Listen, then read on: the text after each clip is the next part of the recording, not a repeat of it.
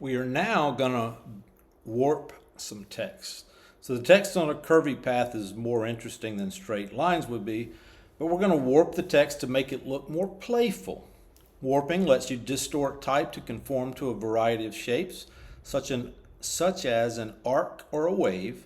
The warp style you select is an attribute of the type layer. You can change the layer's warp style at any time to change the overall shape of the warp. Warping options give you precise control over the orientation and perspective of the warp effect. So if necessary, move or zoom to where you get the sentences in the middle of your screen. And we're going to right click on Windows or control click on a Mac. The What's New in 3D Type, that layer. And we are going to choose Warp Text from this menu. You have to scroll down. Warp Text right there. It's going to open up a box. In the Warp Text dialog box, we're going to choose Wave from the Style menu. So we're going to do that, and we're going to select Wave. Make sure that horizontal is selected. Specify the following values. Bend is going to be 33. Don't hit plus, hit tab. Horizontal distribution, -23, tab. And vertical distortion is going to be 5. And then click OK.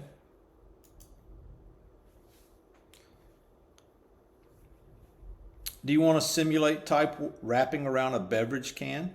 With the type layer selected, you would choose Edit Transform Warp and then choose Cylinder from the Warp pop-up menu if you wanted to ever do that. So the bend slider specifies how much warp is applied. Horizontal distortion and vertical distortion determine the perspective of the warp. The words "What's New in 3D Type" appear to float like a wave on a design, so you can see that they're they're different than these other ones. So repeat steps 2 and 3 to warp the other 2 text layers.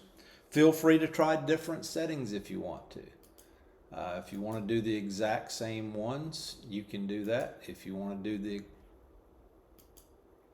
something different, you can do that. So wave, horizontal, we did 33, -23, and 5.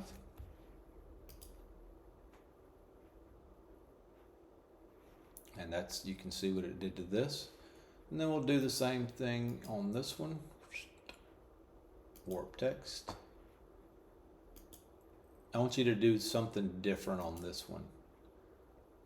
Don't do what I do. Do something different. Capiche? I don't want yours to look like mine. Be creative.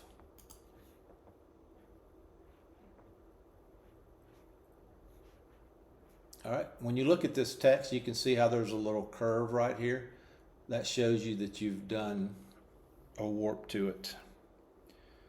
All right, so let me ask you this. Which of these statements is true about warping point type? Warping options let you control the orientation of the warp effect. You can change a layer's warp style. Warping options let you control the warp effect perspective, or all of the above. If you thought all of the above, you are correct.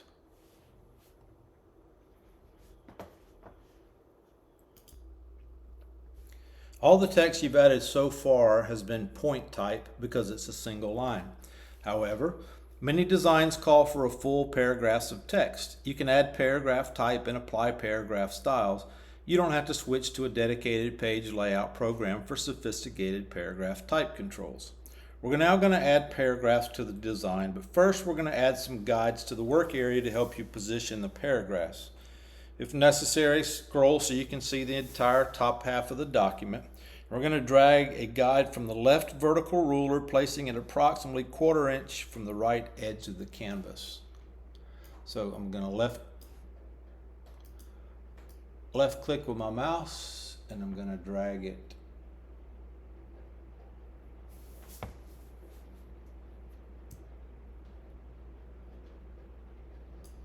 8.25.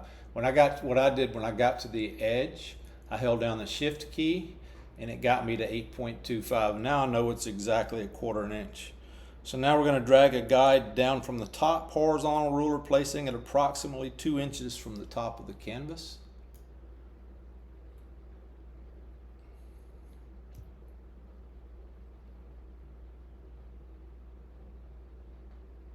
Two inches. Hold down the shift key. Makes life easy. So I'm not exact approximate, I am exactly. I forgot to ask you this about warp text. In the warp text dialog box that we had open before, you remember that? What slider specified how much warp is applied? Was it bend, horizontal distortion, vertical distortion, or break? If you said bend, you are correct. So we're going to add paragraph type from a sticky note. We're ready to add our text. In a real-world design environment, the text might be provided to you in a word processing document or the body of an email message, which you could copy and paste into Photoshop. Or you might have to type it in. Another easy way to add a bit of text is for the copywriter to attach it to the image file in a sticky note, as we've done for you here. You see your little sticky note down here.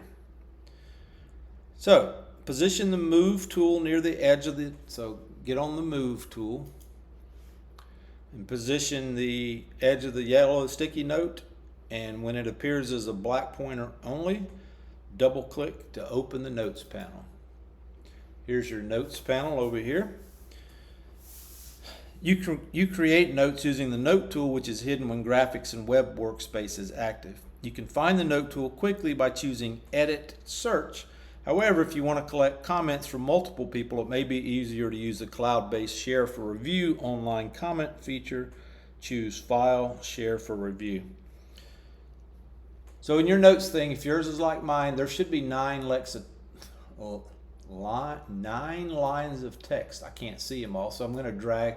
I just click with the mouse and drag that down to where I could see them all. So all 9 legs. Why do I keep saying legs? All 9 lines of the text should be selected. If they aren't, click in the note text and choose Select All. So if I do Select All, now I know they're all selected. And then we're going to choose Edit Copy, or we can do Command C or Control C. There's several ways to copy. So we've copied that text.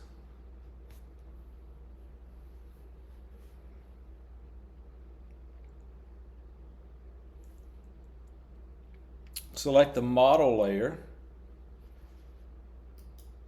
Select the model layer. Then select the horizontal type tool. Position the pointer where the guides intersect about 1/4 inch from the right edge and 2 inches from the top of the canvas. Hold down the shift key as you start to drag a text box down and to the left. Then release the shift key and continue dragging until the box is about 4 inches wide, 6 inches high. The new text layer is created in front of the model layer that was selected above the model layer in the layers panel. So we want to go to right.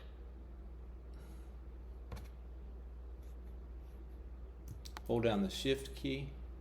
What did I say? 4 inches wide. 6 inches long. 4. Wow.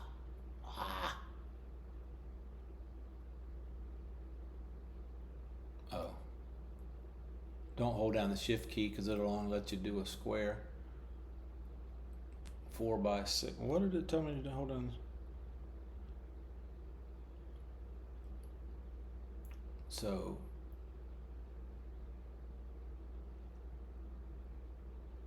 4 by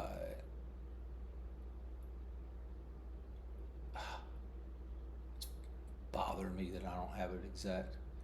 Doesn't have to be exact, but it's bothering me.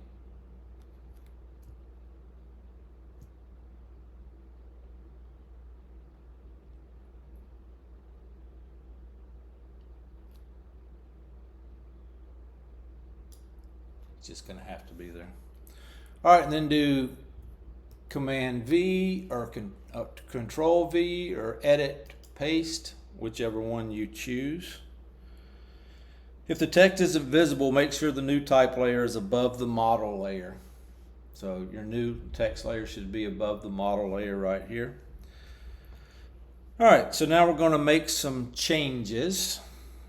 Select the first 3 lines, the trend cast, and then apply the following settings in the character panel. The font family is Myriad Pro.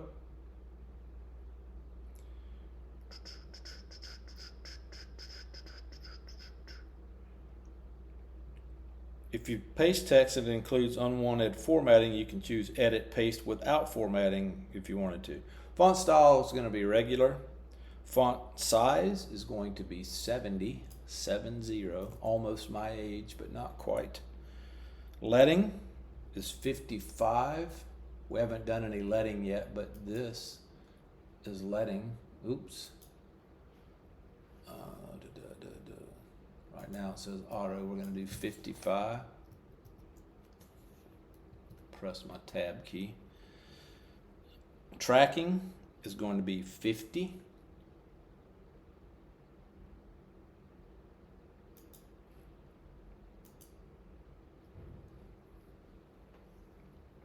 And the color is going to be white.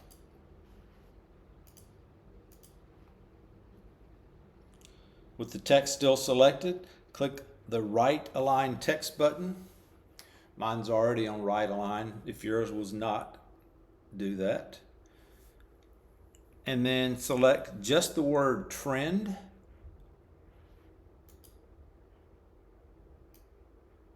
And make that one by itself bold.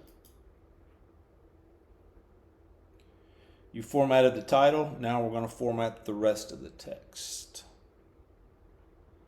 So let's commit that. The trend cast. Trend is bold. Select the rest of the text we've pasted. Font family, Myriad Pro.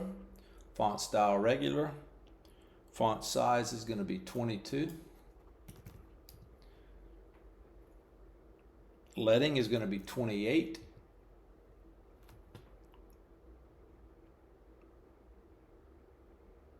And if we haven't talked about that, what leading does is it determines the vertical space between the lines going this way. Easy way to remember it, if you're out fishing and you have lead on your line, if you drop it, what does it do? It goes woo, down just like that. So that's what leading does. And let's see, leading is 28, tracking is going to be 0.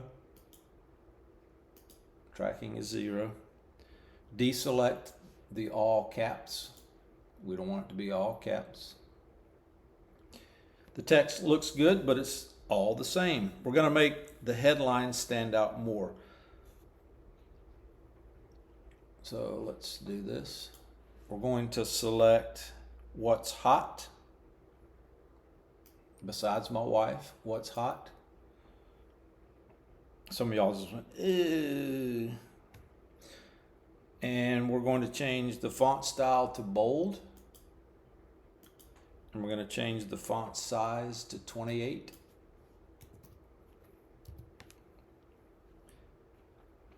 And then, okay. We're going to repeat that for what's not. So highlight that, change it to bold. And what do we have? 28. All right. Select the word trend. And then in the character panel, change the text color. We're going to change it to blue. I'm going to type in under R, I'm going to type 0. G is 174. Tab, blue 239. Or you can just do something similar to that. Or here's another way to, instead of typing these numbers, this is what's called a hexadecimal. If you were to type in those numbers, 00AEEF, it's the same as typing these numbers. Then click OK. Click Commit. Let's close this note. And let's save our changes.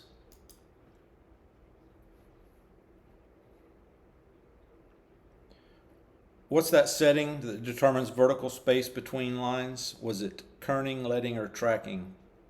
It was letting.